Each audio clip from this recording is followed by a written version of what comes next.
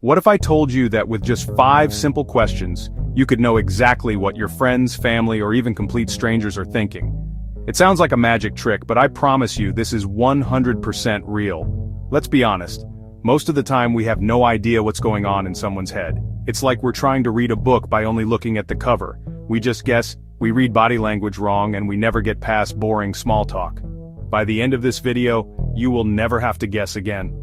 I'm giving you a toolkit, a set of secret keys, to unlock what people are really thinking and feeling. This isn't about manipulating people. It's about making real connections and building insane friendships that are deeper than you ever thought possible.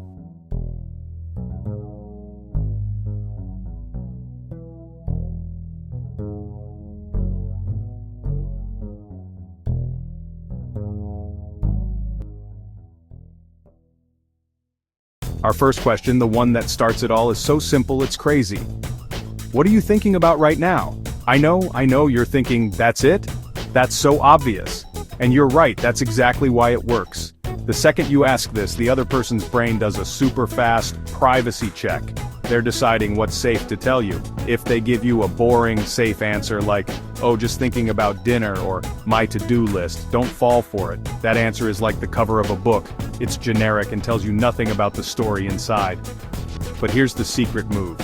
You gently ask to read the first page. Ask it again, but playfully. Try saying, haha, okay, but what were you actually thinking before I interrupted? Or, no, for real, what was the last thing that popped in your head before I started talking? This little change shows them you're actually interested. In that moment, they'll either show you the cover again, or, and this is where it gets good, they'll drop a tiny truth bomb. It could be a small worry, a secret hope, or something they were never planning on saying out loud. Pay attention to how fast they answer.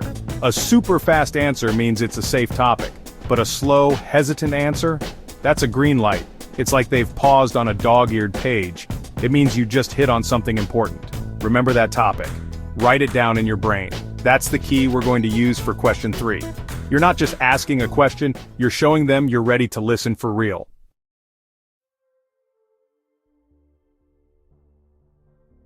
Okay, you got a peek into their thoughts. Now we go deeper with question 2. How does that make you feel? This is what the pros call the effective pivot.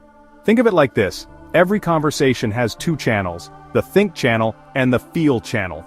Most people are permanently stuck on the think channel. This question is you reaching over and switching to the feel channel, but 90% of the time they will try to switch it back. They'll say, I think that's a good idea, or I think I should be fine. I think your job is to gently stop them. A warm smile and a quick clarification is all you need. Say something like, I hear what you're thinking, but how does it actually feel? Like in your gut, what's the emotion? This simple correction forces them to stop analyzing and actually check in with their emotions. They might pause, take a deep breath, and then a real word will come out, like overwhelmed, excited, annoyed, or relieved. Whatever word they say first, this is your next pro move. Turn up the volume on it. Ask it back to them with curiosity. If they say tired, you say, so are you exhausted, or just kind of tired? If they say annoyed, you can ask, is that a little bit annoyed, or are you like, full-on steam coming out of your ears annoyed? This does one of 2 incredible things. It either makes them go deeper and explain the feeling, or it makes them laugh, which instantly breaks down their walls. Either way, you've just proven you are listening on a completely different level.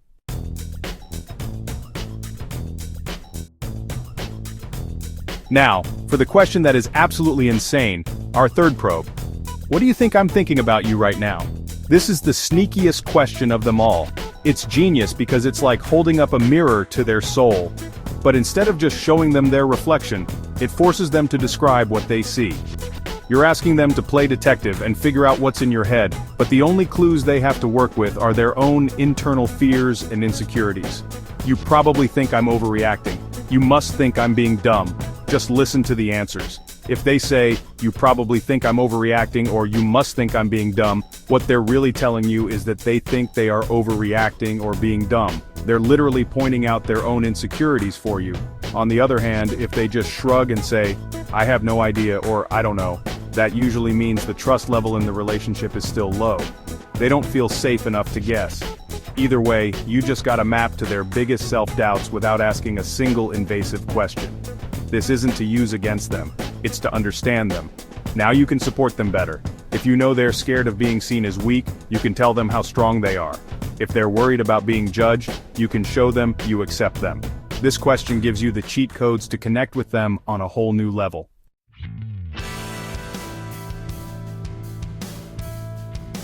Now we get into their secret hopes and dreams.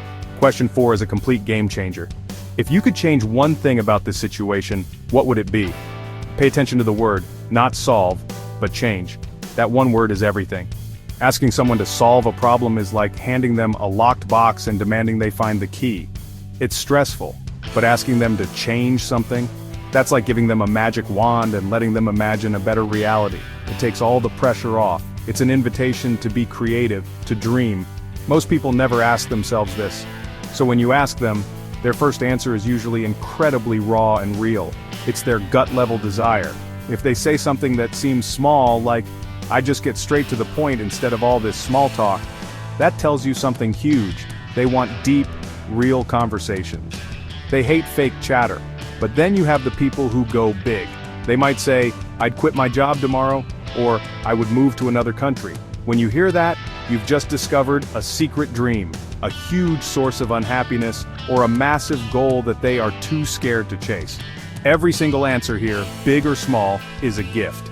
It gives you a future topic for a real conversation.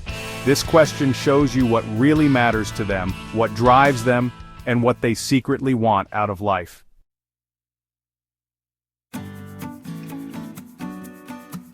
And finally, the fifth and final question. This one is designed to bypass their brain's filter and tap right into their subconscious. What's the first thing that pops into your mind when I say the word beach? The magic of this is the word can be anything. Home, success, future, power, freedom, risk. The word doesn't matter as much as the speed of their answer. Imagine their conscious mind is a security guard that vets every thought before it's allowed out. This question is like a surprise fire alarm. In the sudden chaos, their raw, unfiltered subconscious thoughts rush right past the guard. The first word they blurt out is that pure, unfiltered data. Think about it. If you say beach and they instantly say sunscreen, they might be an anxious person. If they say freedom, it could mean they feel trapped. If they say sandcastles, maybe they're feeling nostalgic. If they say work, you know they are completely stressed out. Here is the most important rule. Do not interpret their answer out loud. This isn't a party trick where you go, "Aha, I know what that means." Just log it, remember it. Later, when you want to understand them, you have secret information. You'll know if they'd rather go skydiving or take a quiet pottery class. This question gives you a direct look into their subconscious, and they won't even realize they showed you anything. So, you might be thinking, is this actually mind reading or just asking good questions? The answer is, it's both. This isn't a supernatural magic trick, it's using real psychology. Professional mentalists, the guys who look like they're reading minds on stage, use these exact techniques. But here's the difference. A mentalist is like a master lockpicker, breaking into someone's mind just to prove they can. That's an illusion. Our goal is illumination. We are not picking a lock, we are creating a space where someone feels safe enough to hand us the key. We are giving people a simple path to share parts of themselves that they secretly want to share. These questions are tools for insane listening. They're designed to peel back the layers respectfully and with actual curiosity. Think of it like this. A therapist isn't a mind reader. They ask questions to help you figure out what's going on inside your own head. These 5 questions do the same thing, but they help you understand what's going on in someone else's. You're not trying to have all the answers, you're just learning to ask the right questions. Alright, you have the blueprint. Now here is your challenge. Pause this video, open up your notes app and copy these 5 questions down. I'm serious, do it right now. And then I want you to go try them. On the next person you talk to, a friend, a family member, anyone. Pick 1 or 2 questions and work them into a normal conversation. Then come back here. I want you to comment below and tell me which answer shocked you the most. Your comment will help someone else get the courage to try this and discover how amazing the people around them really are. Let's build a community of master connectors. You don't need a crystal ball or psychic powers to understand people on a crazy deep level. What you need is way easier. The discipline to ask, the courage to be quiet, and the curiosity to actually listen. Ask these questions, shut up, and just watch how fast people give you the keys to their inner world. Master these 5 simple questions, and you won't have to guess what people are thinking and feeling anymore. You'll literally know. You'll build insane connections and navigate life with a level of wisdom that will change everything. Now go do it.